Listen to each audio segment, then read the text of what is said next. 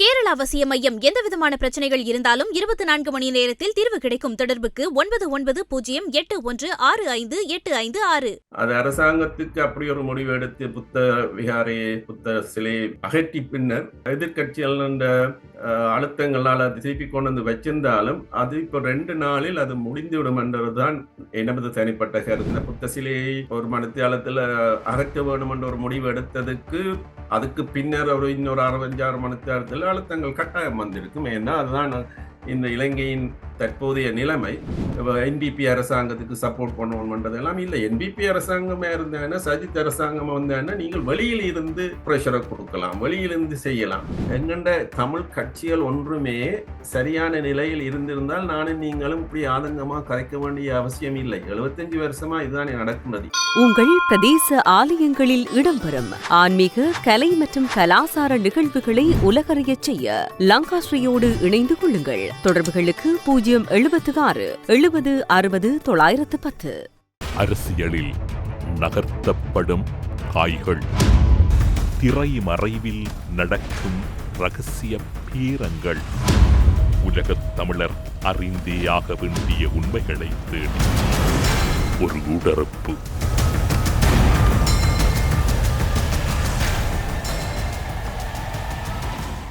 இன்றைய ஊடறுப்பு நிகழ்ச்சியில் எம்மோடு இணைந்து கொண்டிருக்கக்கூடியவர் ஆஸ்திரேலியா நாட்டில் இருக்கக்கூடிய சிவில் சமூக செயற்பாட்டாளர், அரசு சார்பற்ற தன்னார்வ பணிகளில் ஈடுபட்டு கொண்டிருக்கக்கூடியவர், அதற்கு மேலதிகமாக ஊடகவியலாளராக இருக்கக்கூடிய ராஜ் சிவநாதன் அவர்களை ஊடறுப்பு நிகழ்ச்சியோடு இணைத்திருக்கின்றோம். ஊடறுப்பு நிகழ்ச்சியின் சார்பில் உங்களை வரவேற்பதில் மகிழ்ச்சி. வணக்கம். நன்றி. இன்று இந்த ஊடறுப்பு நிகழ்ச்சி மூலம் என்னை இணைந்து இந்த இன்டர்வியூவை தருவதற்கு நன்றி தெரிவித்துக் கொண்டு எல்லோருக்கும் வணக்கம் கூறி இதை நாங்கள் உங்கள் கேள்விகளுக்கு நான் பதிலளிக்க தயாராக உள்ளேன். நன்றி தமிழரசு.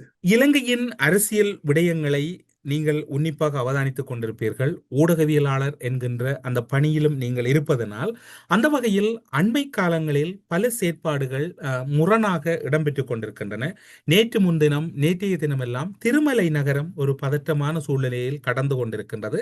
திருமலை நகரத்திலே நிறுவப்படுகின்ற அந்த புத்தர் சிலை தொடர்பிலும் உங்களுக்கு நன்றாக ஞாபகம் இருக்கும். 2005ஆம் ஆண்டு காலப்பகுதியிலும் திருமலை நகரில் ஒரு பிரம்மாண்டமான ஒரு புத்தர் சிலை நீதிமன்றத்தின் உத்தரவுக்கு எதிராகவே நிறுவப்பட்டு ஒரு பெரும் கலவரத்தை தோற்றுவித்திருந்தது. இப்போதும் திருகோணமலையில் ஒரு அச்சமான சூழ்நிலை மையம் கொண்டிருப்பது போன்றே அங்கிருக்கக்கூடிய மக்கள் உணர்த்து கொண்டிருக்கின்றார்கள். ஒரு சிவில் சமூக செயற்பாட்டாளராக, ஊடகவியலாளராக அந்த மக்களையும் அந்த மண்ணையும் அறிந்தவர் என்கின்ற வகையில் உங்களுடைய பார்வை என்னவாக இருக்கின்றது? நன்றி. இது ஒரு இன்றைய காலகட்டத்தில் ஒரு முக்கியமான கேள்வி ஒன்றை என்னை கேட்டுவிட்டீர்கள். கடந்த 2 நாட்களாக இது எல்லோர் மத்தியிலும், குறிப்பாக உள்நாட்டிலும் வெளிநாட்டிலும் அரசியல்வாதிகள் மத்தியிலும் பெரும் பேச்சாக நடந்து கொண்டிருக்கின்றது. இதை நான் எனது தனிப்பட்ட கருத்தின்படி நான் இதை ஒரு சில வார்த்தைகளில் சொல்லிவிட விரும்புகின்றேன். என்றால் இதில் எனக்கு சென்சிட்டிவான கதைகள் வந்துள்ளது. மற்ற சோசியல் மீடியாவிலே நிறைய வந்துள்ளது. நீங்களும் அதை உங்கள் செய்தி வழியில் கூறியிருப்பீர்கள். என்னை பொறுத்த மட்டில் நான் திருவோணமலையில் 2009 முதல் நான் போய் வருவ இடம், எனக்கு நல்லொரு பிடித்த நகரம். குறிப்பாக இந்த சம்பவம் நடந்த இடம், அதில் நான் அந்த டைக் ஸ்ட்ரீட் என்ற கிரீன் பார்க் ஹோட்டல் அதில் இருந்து பெருவாரியாக அங்கதான் நான் தங்குறது. ஈவன் இந்த செப்டம்பர் மாதத்திலும் அங்கே நான் அந்த காலம் சென்ற மனோகரனின் நினைவு நடந்த நாளும் அங்கு நான் போயிருந்தேன், அதில் பங்கு பெற்றினேன். அது எல்லா சமூகமும் ஒரு நல்லொரு கூட்டாக இருக்கும் இடம். இந்த 2005 நீங்க சொன்ன மாதிரி இப்படிப்பட்ட அசம்பாவிதங்கள், பௌத்த பேரினவாத சில புத்த விக்குகளால் குச்சிவெளியிலிருந்து இப்படிப்பட்ட காரியங்கள் நடந்தாலும், ஆனால் இன்று வரை ஒரு பெரிய அசம்பாவிதங்கள் நடக்காத ஒரு நகரமாகத்தான் இருக்கின்றது. குறிப்பாக அந்த ஏரியா, அந்த கடற்கரை பகுதி ஒரு அருமையான ஏரியா. அதில் நான் எத்தனையோ தரம் அந்த கடற்கரை வழியால் நடந்து திரிந்துள்ளேன் 10-12 வருஷங்களாக. அந்த குறிப்பிட்ட நீங்க சொல்லுற இதில் கணக்க அரசியல் பின்னணி உள்ளது. ஏனென்றால் அந்த அரசாங்கங்கள் எல்லாம் ஈடுபட்ட இடம். ஆனால் எனது தனிப்பட்ட கருத்து இதில் இந்த நேற்று நடந்ததையும் அந்த அரசாங்கம் இதை செய்த விதத்தையும் அரசாங்கம் அதுக்கு பிறகு அதுக்கு பதில் சொன்ன விதத்திலேயும் ஏதோ ஒரு நன்மை தான் இருக்கும் என்றுதான் எனது தனிப்பட்ட கருத்து. ஏனென்றால் இதில் ஒரு சில அசம்பாவிதங்கள் நடந்திருந்தால் அது ஒரு பெரிய ஒரு பாரதூரமான விளைவுகளை உண்டாக்கி இருக்கும். அது அரசாங்கத்துக்கு அப்படி ஒரு முடிவு எடுத்து புத்த சிலையை அகற்றி பின்னர் எதிர்கட்சிகள் அழுத்தங்களால் அது திருப்பி கொண்டு வந்து வச்சிருந்தாலும் அது இப்ப 2 நாளில் அது முடிந்துவிடும் என்றதுதான் எனது தனிப்பட்ட கருத்து. ஏனென்றால் அப்படிப்பட்ட ஒரு நகரத்தில் எதுவித அசம்பாவிதங்களும் வரக்கூடாது என்று இந்த அரசாங்கம் நினைத்திருக்கலாம் என்றதுதான் எனது கருத்து. ஏனென்றால் எல்லோரும் அரசாங்கங்களை எதிராக சொன்னாலும் எங்களுக்கு நாங்கள் எங்கள் கருத்துக்களை சொல்லி போட்டு போகலாம். ஆனால் அரசாங்கத்தும் அதன் அதிகாரிகளும் போலீஸ் இராணுவம் இவர்களுக்குடைய கட்டுப்பாடுகளுக்கு அவர்களுக்கு ஏதேனும் ஒரு புலனாய்வு இதுகள் தந்திருக்கலாம். இது நாங்கள் நிப்பாட்ட வேணும் என்றால் இப்படி ஒரு முடிவை எடுக்க வேணும் என்று. அதற்காக நான் இந்த அரசாங்கம் செய்தது சரி, இல்லை இந்த அரசாங்கம் செய்ய போறது சரி. திருகோணமலையை பொறுத்தவரையில் ராஜ் அவர்களே, திருகோணமலையை பொறுத்தவரையில் பௌத்த சின்னங்கள் அல்லது பௌத்த விகாரிகள் அமைப்பதில் தொடர்ச்சியாக ஒரு அரசுகள் மாறினாலும் அந்த தன்மைகள் என்பது மாறாமல் தீவிரப்படுத்தப்பட்டு கொண்டிருக்கிறது.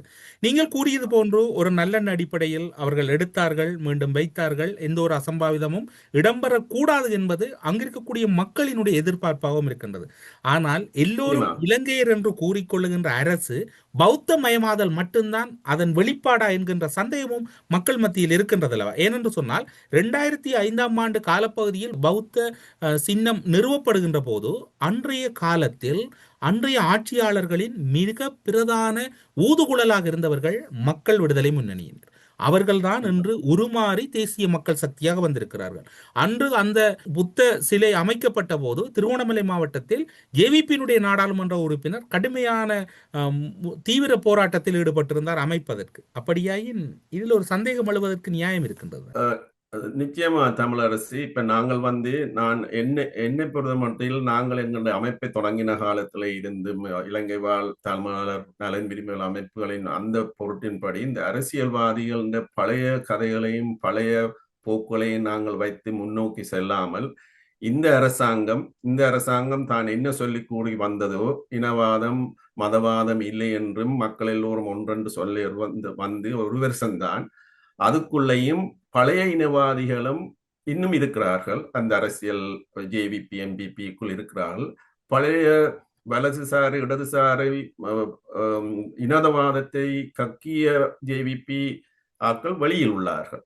அப்ப இது ஒரு இக்கட்டான நிலைமை தான். அந்த அரசியல் கட்சிக்காக கதைக்குள்ள நாங்கள் ஒரு நான் பார்ட்டிசன் என்றபடியே ஒரு தனியான கருத்துக்களை தான் நாங்கள் சொல்ல விரும்புகின்றோம். இந்த அரசாங்கத்துக்கு கடுமையான அழுத்தங்கள் உள்ளன.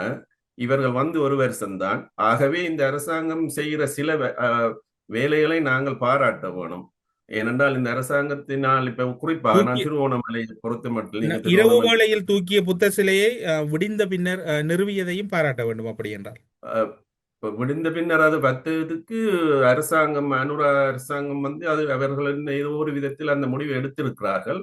அதுக்கு ஒரு காரணம் இருக்கத்தானே வேணும். அதை கொண்டு வந்து வைத்ததற்கு அதை நாங்கள் அது சரி பிழைக்கப்பால நாங்கள் மக்களின் நலனை கருதி தான் நாங்கள் இதில் பார்க்கிறோம். தமிழ் மக்கள் பெருவாரியாக அதனை வேண்டாம் என்று கூறுகிறார்கள். இந்த நிறுவப்பட்ட விதம் பிழை என்கிறார்கள். போலீசார் அந்த விடயத்தில் தலையிட்ட போது ஏனென்றால் அது பௌத்த மதத்துக்கு ஒரு முதலிடம் கொடுத்தபடியா போலீசார் இருந்தான பௌத்த பிக்குவலா இருந்தான சிங்கள மக்களுக்கு அப்படி ஒரு உரிமையை கொடுத்து விட்டார்கள். அதனால் தமிழ் மக்களுக்கு ஒரு வருத்தம் உள்ளது. தமிழ் மக்களுக்கு உரிய அந்த அவர்கள் கொடுக்கிற அழுத்தங்களால் ஒரு மனச்சோர்வு உள்ளதுதான்.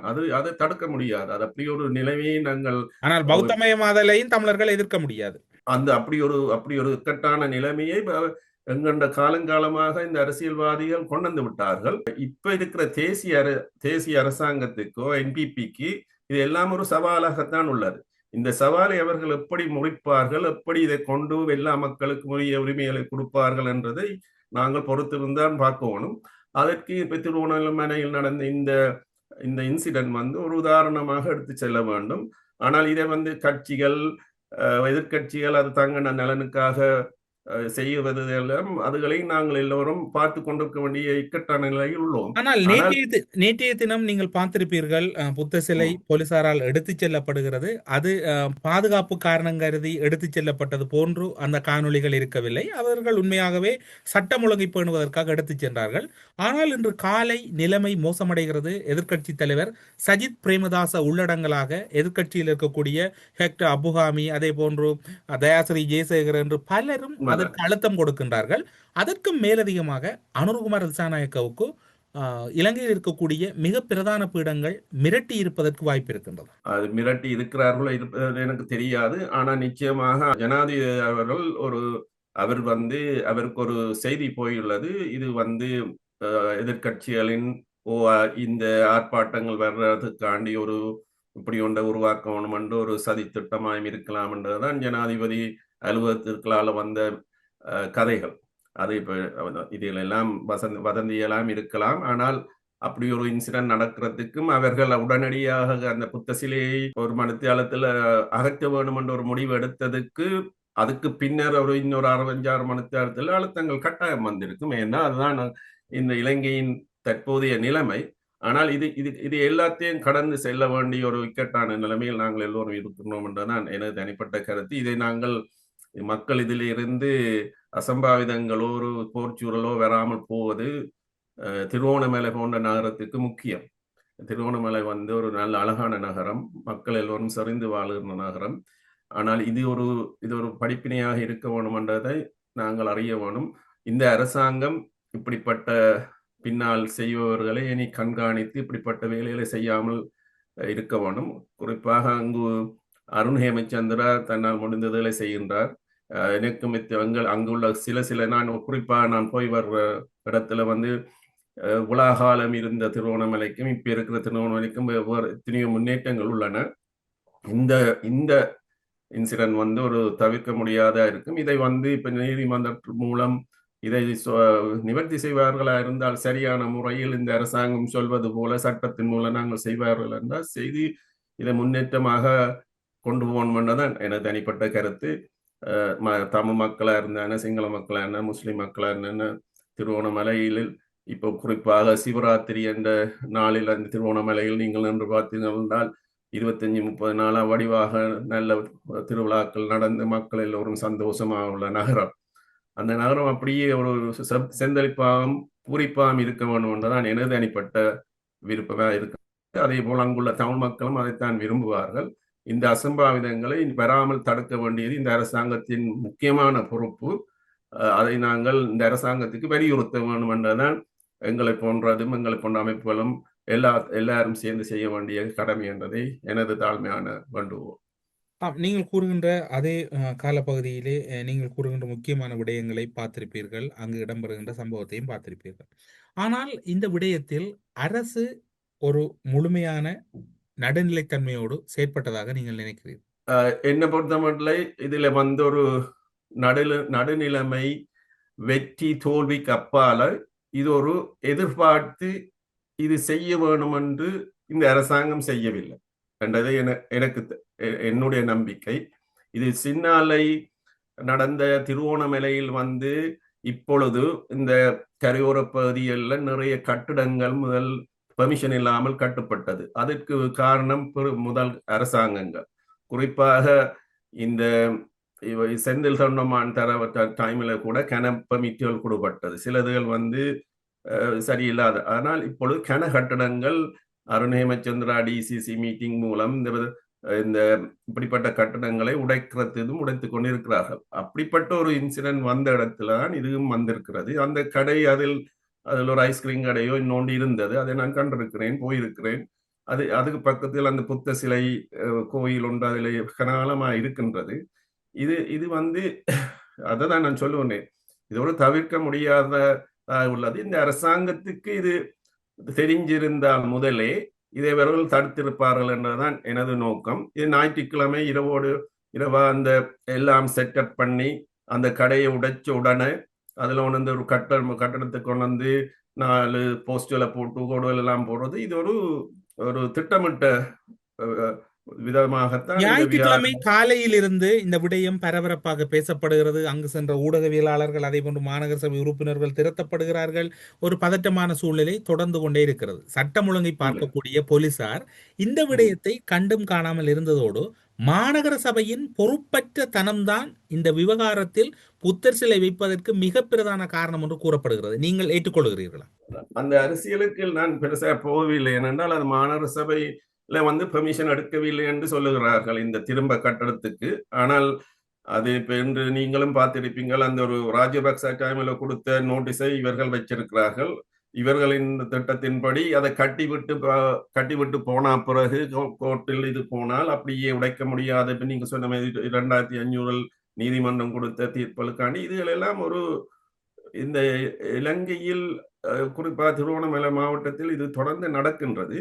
ஆனால் இது வந்து ஏதோ ஒரு இடத்துல வந்து முற்றுப்புள்ளி வைக்க வேணும். இதுக்கு முற்றுப்புள்ளி வைக்கிறதுக்கு இந்த அரசாங்கத்துக்கு இது ஒரு நல்ல ஒரு தருணம் என்றதைத்தான் நான் நினைக்கின்றேன். ஏன்னால் இது வந்து நடுகளும் போயில எல்லாத்துக்கும் ஒரு முடிவு உள்ளதுதானே. எத்தனை வருஷமா எப்படி அதனை நீங்கள் கருதுகிறீர்கள்? எப்படி முற்றுப்புள்ளி வைப்பதற்கு அரசாங்கம் முயற்சி செய்யும், அல்லது இப்போதும் இருக்கக்கூடிய வெற்றி காணிகளில் புத்த சிலையை வைத்து ஒரேடியாக அந்த பௌத்தமயமாதலை நிறுவிவிட்டு முற்றுப்புள்ளி வைத்து விடும்? அதான் இதுதான் நாங்கள் இப்ப இந்த அரசாங்கம் என்ன சொல்லுறது, இனவாதம் மதவாதம் இதுகள் இல்லை என்றால் அவர்கள் அப்படி சொல்லி இவர்களும் அந்த இனவாதம் மதவாதத்தை இதன் மூலம் தூண்டுவார்கள் என்றால் நமது தமிழ் மக்களுக்கு ஒரு காலமே ஒரு விமோச்சம் இல்லாத 21ஆம் தேதி நாமல் ராஜபக்ச ஒரு போராட்டத்தை தயார்படுத்தி இருக்கின்றார்.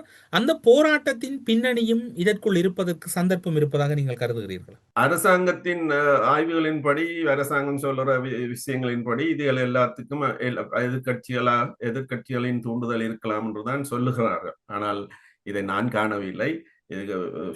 பேப்பர்கள் சோசியல் மீடியாவில் வாரதும் இந்த அரசாங்கம் வந்து இதை வந்து உடனே கொண்டு வச்சதும் அவர்களுக்கு ஒரு அடி கொடுக்கிறாயும் இருக்கலாம். ஏண்டா இதை வைத்து அவர்கள் ஒரு இனவாதம் மாதிரி ஒரு பெரிய ஒரு ஆர்ப்பாட்டத்தை இனி கொண்டு செல்ல முடியாது. அதை இவர்கள் தடுத்திருக்கலாம். அது என்ன மாதிரி என்றதை 21ஆம் தேதி தான் பார்க்கணும். ஆனால் நாங்கள் ஒரு இக்கட்டான சிறுபான்மையராக இருக்கின்றோம். இந்த சிறுபான்மை நாங்கள் தமிழ் மக்களும் முஸ்லிம் மக்களும் கடந்த ஜனாதிபதி தேர்தலில் இந்த சிறுபான்மையினர் அல்லது தமிழ் பேசும் தேசிய இனம், சிறுபான்மையர்ல இலங்கையை பொறுத்தவரையில் தமிழ் தேசிய இனமாகத்தான் இருக்கின்றார்கள். தமிழ் தேசிய இனம் சஜித் பிரேமதாசவை ஜனாதிபதியாக வர வேண்டும் என்று இலங்கை தமிழரசு கட்சி ஆசைப்பட்டது. ஆனால் சஜித் பிரேமதாச அவர்கள் நேற்று தன்னுடைய பங்கிற்கு இந்த விவகாரத்தில் புத்த சிலை அகற்றப்பட்டமை மிக தவறு, இலங்கை ஒரு பௌத்த நாடு என்கின்ற வகையில் தன்னுடைய ஒரு உரையினை அவர் நாடாளுமன்றத்திலே ஆற்றியிருந்தார். அவருடைய உரையின் பின்னர் தான் நிலைமைகள் இன்னும் மோசமடைந்தது. கடந்த ஜனாதிபதி தேர்தலில் சஜித் பிரேமதாசவை ஆதரித்ததையும் அதன் பின்னர் அவர் நேற்றைய உரையையும் ஒரு ஊடகவியலாளராக நீங்கள் எப்படி பார்க்கிறீர்கள்? சஜித் பிரேமதாசாமி வந்து அவர் ஒரு ஐக்கிய தேசிய கட்சியில் இருந்து தனது புரிந்து வந்து இப்படி ஒரு தனது ஒரு கட்சியை உருவாக்கிய காலத்திலே இருந்தும் அவர் நல்லாட்சி காலத்திலே இந்த 1000 புத்த விகாரைகளை கட்டுவன் என்று சொன்னதும் இப்ப ஒரு கொஞ்ச காலத்துக்கு முதலும் பார்லிமெண்ட்ல அவர் புத்தத்துக்கு முன்னுரிமை கொடுக்கணும்னு சொன்னதெல்லாம் இது வந்து தொடர்ந்து நடைபெறும் அரசியல்வாதிகளின் திட்டங்களும் அரசியல்வாதிகள் தங்களை தக்க வைக்கிறதுக்குரிய அரசியல் நோக்கங்கள். இதுக்குள் வந்து எமது அரசியல் கட்சிகள் தாங்களும் அதை வந்து முடிவுகள் எடுக்கிறது வந்து நாங்கள் ஒன்றும் தடுக்க முடியாது. அது நாங்கள் அந்த அரசியல் கட்சியில் உள்ளவர்கள் அல்ல. அரசியல் கட்சிகள் ஒரு நேரம் சஜித்தை சப்போர்ட் பண்ணினார்கள், ரணிலை சப்போர்ட் பண்ணினார்கள், சரத் பொன்சேகாவை சப்போர்ட் பண்ணினார்கள். இது வந்து அரசியல் இதற்காகத்தான் என்னை பொறுத்த மட்டில் நாங்கள் சொல்வது தமிழ் மக்கள் எல்லோரும் ஒன்றாக இருந்து ஒரு அரசியல் கோட்பாட்டுடன் எப்பவும் இருக்கணும் எல்லா அரசியல் கட்சியும். அது இப்போ நேற்று நடந்த இந்த இன்சிடென்டோட இந்த தமிழ் கட்சிகள் இந்த பெரும்பான்மை கட்சிகளுக்கு இவர்கள் அவர்கள் நல்லம் என்று இனிமேலாவது அந்த ஒரு அரசியல் கட்சிகளுக்கு பேரினவாத கட்சிகளுக்கு சப்போர்ட் பண்ணுவதை விட்டு எல்லா கட்சிகளும் தமிழ் கட்சிகள் வடக்கு கிழக்கு ஈவன் மலைய கட்சிகள்லாம் சேர்ந்து ஒரு கோட்பாட்டில் நிற்கவும்.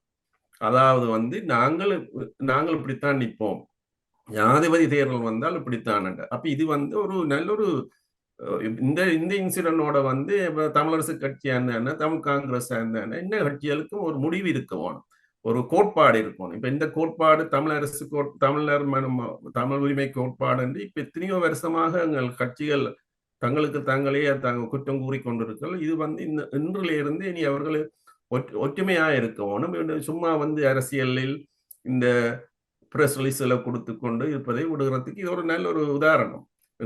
இது இது வந்து ஒரு நல்ல உதாரணம். இப்ப சஜித் பாவா இருக்கலாம், அடுத்தது என்பிபி அரசாங்கத்துக்கு சப்போர்ட் பண்ணணும்ன்றதெல்லாம் இல்லை. என்பிபி அரசாங்கமா இருந்தாங்கன்னா, சஜித் அரசாங்கம் வந்தாங்கன்னா நீங்கள் வெளியில் இருந்து ப்ரெஷரை கொடுக்கலாம், வெளியிலிருந்து செய்யலாம். ஒரு இல்லையென்றால் நீங்கள் பிளாக் அண்ட் ஒயிட்டா அக்ரிமெண்ட்டை சைன் பண்ணி கொடுத்தால் உங்கள் அரசியல் கட்சிகளில் சேர வரும், அவைகளுக்கு ஒரு ஜனாதிபதியை கொண்டு வரணும். அப்ப இது ஒரு 75 வருஷமா இது தொடர்ந்து நடக்கின்றது. இனியும் இந்த தமிழரசு கட்சிகள், தமிழ் கட்சிகள் இந்த பிழையை செய்யாமல் ஒரு கோட்பாட்டுடன் தமிழர் உரிமைக்காக போவார்கள் என்றதுதான் எனது தனிப்பட்ட கருத்து. அதற்காகத்தான் இன்றும் கூட இந்த மாநசபை தேர்தலை வச்சு நாங்கள் கதைக்கும் போது வடமாகாணமா இருக்கட்டும், கிழக்கு மாகாணம், தமிழ் கட்சிகள் எல்லாம் ஒன்று சேர வேண்டும் என்றதை தான் நான் என்னுடைய தனிப்பாடும் இன்னும் சேர்ந்த எங்கள் அமைப்புகளும் வந்து இந்த என்பிபி சஜித்துக்கு சப்போர்ட் பண்ணதை நாங்கள் பிழை என்றுதான் முதல் சொன்ன நாங்கள். குறிப்பாக தமிழரசு கட்சி வந்து 2ஆம் தேதி செப்டம்பர் போன வருஷம் அதை தமிழரசு கட்சி ஒரு முடிவை எடுத்து சஜித்துக்கு சப்போர்ட் பண்ணி அடுத்த நாள் போய் பார்லிமெண்ட்ல வந்து இந்த ரிஃபார்ம் பில் 3வது பில்லை வந்து பாஸ் பண்ண முடியாமல் ரணில் வந்து அதை தூக்கி எறிந்து விட்டு போனதெல்லாம் எங்கள் அரசியல் கட்சிகள் செய்கிற ஒரு தவறான முடிவுகள். அரசியல் கட்சி என்று பார்ப்பதா, அரசியல் கட்சிகளில் இருக்கக்கூடிய தனி மனித விருப்பு வெறுப்புகள் என்று பார்ப்பதா? தனி மனிதர்களா இருக்கலாம், அது இந்த கட்சியின் முடிவென்று வந்து சொல்லுவர்களா இருக்கலாம். அது கட்சி. இலங்கை தமிழரசு கட்சியை பொறுத்தவரையில் சுமந்திரன் அவர்களின் முடிவைத்தான் கட்சியில் இருக்க வேண்டியவர்கள் எடுக்க வேண்டிய ஒரு நிர்பந்தம் இருக்கின்றது. அதற்கு ஏற்றாற்போர்தான் CVK சிவஞானத்தினுடைய கருத்துக்களும் இருக்கின்றது. அவ்வாறு இருக்காது விட்டால் அவர்கள் மீது ஒரு கடிதம் பாயும், அல்லது அவர்கள் அந்த கட்சியிலே முக்கியத்துவம் இழந்து வருவார்கள். நீங்களும் இப்போது பார்த்திருப்பீர்கள். இன்று இலங்கை தமிழரசு கட்சியின் முன்னால் ஒரு பெயரை இணைத்து சுமந்திரன் தமிழரசு கட்சி என்கின்ற பெயர் தான். நீங்கள் கூறியது முக்கியமான ஒரு விடயம். அன்று அந்த நாடாளுமன்றத்திலே ரணிலோடு ஒரு இணக்கத்தோடு சென்றிருக்க தேவையில்லை, ஒரு மதிநுட்பத்தோடு சென்றிருந்தால் அன்று அந்த பில் நாடாளுமன்றத்திலே நடைமுறைப்படுத்தப்பட்டு அடுத்த கட்டத்தை தாண்டி இருக்கும். அந்த சஜித் பிரேமதாசவை ஆதரிக்காது என்பதற்கு அப்பால் ஒரு மதிநுட்பமான அரசியலை தமிழ் தேசியம் என்று இழந்து விட்டது. அது உண்மைதான். ஆனால் அது வந்து இப்ப வெளிப்படையாக கலைப்போம் ராஜ் அவர்களை, நீங்கள் ஒரு நீண்ட நான் வந்து இந்த விஷயங்கள்ல வந்து வெளிப்படையாகத்தான் எல்லா அரசியல்வாதிகளோட நான் தொடர்ந்து கதைக்கின்றதும், எல்லா அரசியல்வாதிகளுக்கும் எங்களுக்கு தெரிஞ்ச அரசியல்வாதிகளுக்கு நாங்கள் இதைத்தான் சொல்லி கொண்டு வர்றது எங்கெங்க பிழை விட்டு. ஆனால் நான் என்னை பொறுத்தவரை இந்த பிழைகளை நாங்கள் திருப்பி சொன்னால், குறிப்பா நீங்கள் என்ன கேட்டீங்களா, நான் இந்த ஒரு இயக்கங்களையும் இந்த எங்கண்ட சமூகத்துக்காண்டியும் இப்ப உயிர் விட்டவர்களை தியாகங்களை எல்லாம் நாங்கள் வந்து மதிக்க வேண்டும். அதே மாதிரி எல்லோரும் நானும் பிழைவிடலாம், நீங்களும் பிழைவிடலாம். ஒரு இனத்தை தொடர்ச்சியாக ஒரு இனத்தை தொடர் பிழைகளுக்குள்ளாலே அழைத்து செல்வது என்பது ஒரு முரணாக தென்படுகவில்லையா? அதைத்தான் உங்கள் போன்ற ஊடகங்கள் நாங்கள் எல்லோரும் சேர்ந்து ஒரு கட்டத்துக்கு நாங்கள் இவர்களை கொண்டு வருவோம். ஏனென்றால் இவர்கள் தொடர்ந்து பிழைகளை விடுவார்கள், ஆனால் அவர்களை வந்து அரசியல் கட்சியிலிருந்து நாங்கள் அதுக்கு ப்ரெஷரை கொடுத்து அவர்கள் நீக்க வேணும். ஆனால் பிழைகள் வேடிக்கையாக இருக்கிறது, அவர்களை நீக்குவதா அல்லது அவர்கள் தங்களுக்குரிய வேலைகளை செய்வதற்காக தங்களுக்காக கட்சிகளை கையகப்படுத்துவதா? அதை நாங்கள் அதான் அந்த விஷயத்துக்கு வரும்போது திருகோணமலை மாவட்டத்தில் LRC காணிகளை பலர் அடாத்தாக பிடிப்பது போன்றுதானே இந்த தமிழரசு கட்சி எல்லாம் பிடிபட்டு இருக்கின்றது. எனக்கு விளங்கு LRC திருகோணமலையில் அப்படி என்று சொல்ல முடியாது. தமிழரசு கட்சி வந்து ஒரு பெரிய ஒரு கட்சி தானே. என்ன இருந்தாலும் அந்த கட்சி இப்போது சரியாக நடக்கின்றதா? அதுதானே நான் முதலே சொன்னேன். எங்கண்ட தமிழ் கட்சிகள் ஒன்றுமே சரியான நிலையில் இருந்திருந்தால் நானும் நீங்களும் இப்படி ஆதங்கமா கரைக்க வேண்டிய அவசியம் இல்லை. 75 வருஷமா இதுதானே நடக்கின்றது. இனி நாங்கள் ஏதோ ஒரு வழியில இவர்களை ஒற்றுமைப்படுத்தணும். இப்ப அதைத்தான் நான் சொல்றேன். இனி நீங்கள் எல்லோரும் சேர்ந்து பழசுகளை விட்டு எப்படி அடுத்த கட்டத்துக்கு போகலாம். உதாரணத்துக்கு நான் சொல்லுகின்றேன், இந்த என்பிபி அரசாங்கத்தின் மூலம் நாங்கள் அட்லீஸ்ட் இன்னொரு எதிர்காலத்திலே ஒரு 25% எங்களுக்கு சலுகைகளை கிடைக்கக்கூடிய ஒரு வசதி உள்ளது. இவ்வளவு காலம் இருந்த அரசாங்கங்களால் ஒரு திரும்ப கூட கிடைக்கவில்லை. சரியோ? ஆனால் இந்த என்பிபி அரசாங்கத்தோட எப்படி இவர்கள் இந்த அரசியல்வாதிகள் எல்லாம் சேர்ந்து எங்கள் தமிழருக்கு தேவையான சிலதில் பெற வேண்டும் என்றதெல்லாம் நாங்கள் எல்லோரும் சேர்ந்து இந்த காய் நகர்த்த வேணும். அது இப்ப மாநசபை வரும் வராது, மாநசபை வராதென்று ஒரு டிஸ்கஷனை போட்ட என்பிபிக்கு இப்பொழுது மாநசபை வெப்பம் என்ற அளவுக்கு அவர்கள் வாய்களால் வந்துள்ளது. இப்ப அடுத்த கட்டமாக மாநசபையின் இப்ப தமிழரசு கட்சி அவர்களை மீட் பண்ணினால் என்ன, மீட் பண்ணாட்டால் என்ன, ஆனா மீட் பண்ண போறது நல்ல ஒரு விஷயம். ஆனா அந்த என்பிபி இந்த மாநசபையின் முடிவை எப்ப அறிவிப்பார்கள்னா டெல்வின் சுல்லா லண்டனுக்கு போய் இப்ப இந்தியா போன்றார்.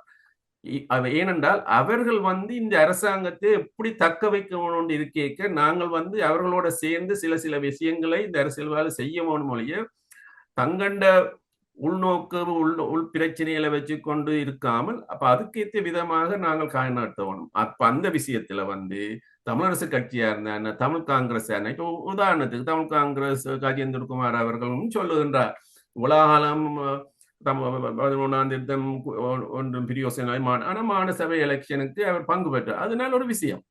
அப்ப என்ன இருக்குன்னது, எல்லா கட்சிகளும் மாநசபையில் பங்கு பெற்றுவார்களா இருந்தாது அது ஒரு எங்க மக்களுக்கு ஒரு தேவையானது.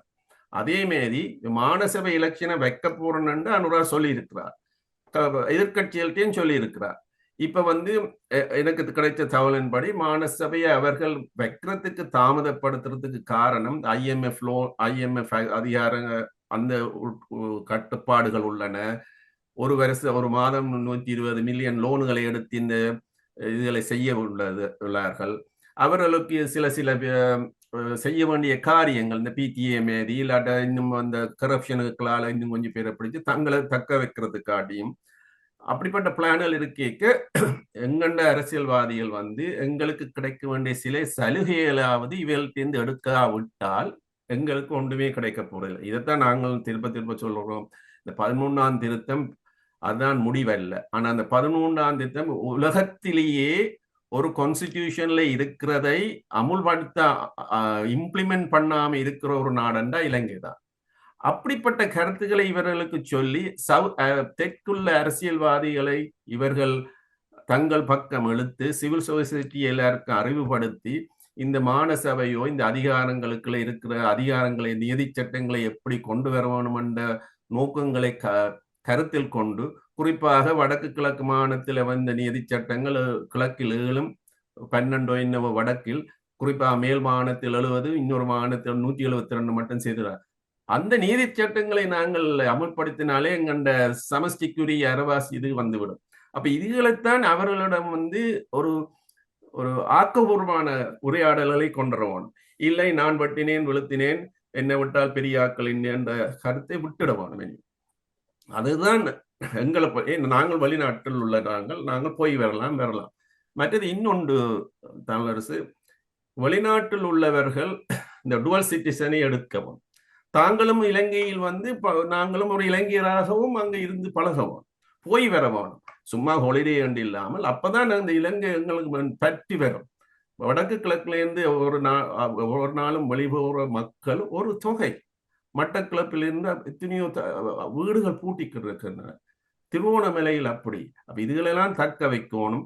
இந்த டெவல்யூஷன் எப்படி வரும்னா டெவலப்மெண்ட் நாங்க செய்யணும். எங்கண்ட நாங்கள் எல்லாரும் டெவலப்மெண்ட் செய்யாம விட்டு அரசியல் கதைத்து விட்டோம். டெவலப்மெண்ட் செய்யணும். எங்களால் முடிந்ததில் எல்லோரும் சேர்ந்து செய்தால் இந்த அரசியல்வாதிகள் எங்கள் பின்னால வருவார்கள். தெற்கு அரசியல்வாதிகள் இப்ப தெற்கு அரசியல்வாதிகள் இருக்கிற ப்ராஜெக்ட்களையும் செய்யறதுக்கு அவர்கள் பின்தங்குகிறார்கள்.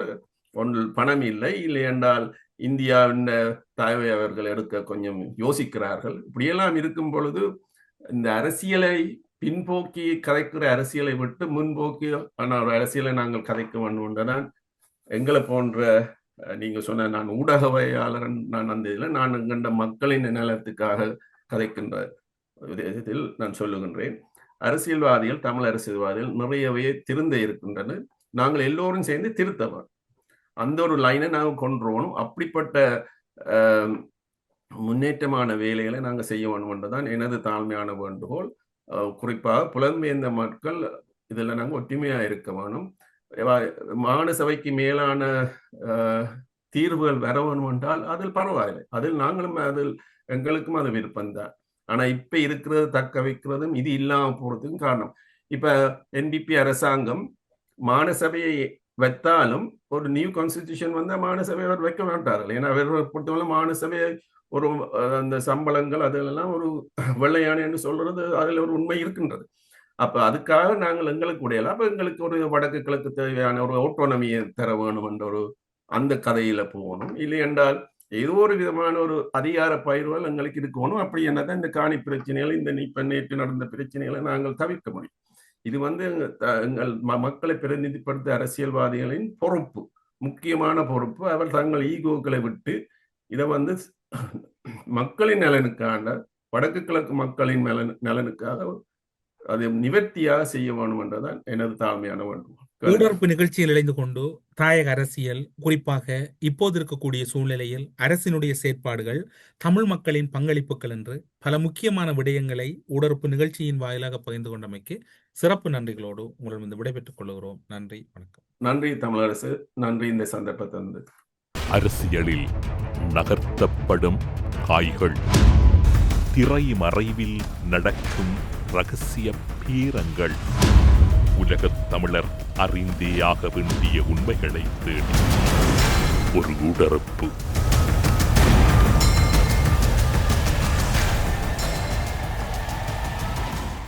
கேரள அவசிய மையம் எந்தவிதமான பிரச்சனைகள் இருந்தாலும் 24 மணி நேரத்தில் தீர்வு கிடைக்கும். தொடர்புக்கு 9908165856.